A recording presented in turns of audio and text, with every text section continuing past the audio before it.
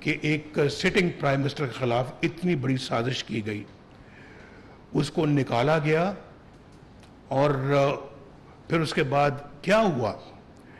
جج شوکت صدیقی صاحب کہتے ہیں کہ میرے پاس یہ جرنیل آئے اور انہوں نے کہا جی کہ نواز شریف کو اور مریم کو آپ نے اندر رکھنا ہے جیل میں، باہر نہیں آنے دینا۔ بول پڑے وہ۔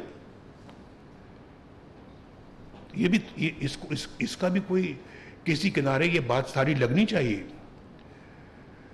اکاؤنٹیبلٹی ہونی چاہیے۔ ہم صرف وہ اکاؤنٹیبلٹی کا مطالبہ کرتے جس نے پاکستان کو تباہ و برباد کیا ہے۔ جن کاموں نے پاکستان کو تباہ و برباد کیا ہے، کیا ان سب چیزوں کی اکاؤنٹیبلٹی نہیں ہونی چاہیے؟ کیوں نہیں ہونی چاہیے؟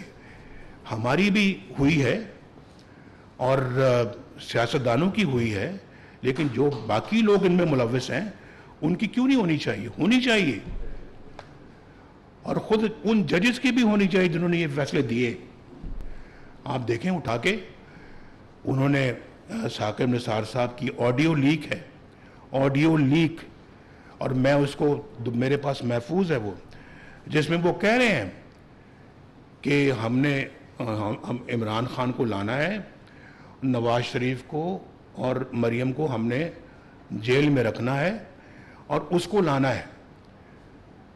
یہ آڈیو لیک میرے پاس ہے، وہ چیف جسٹس آف پاکستان یہ باتیں کر رہا ہے۔ مجھے بتائیں ذرا، مجھے کوئی بتائے کہ کیا اس کی اکاؤنٹیبلٹی نہیں ہونی چاہیے؟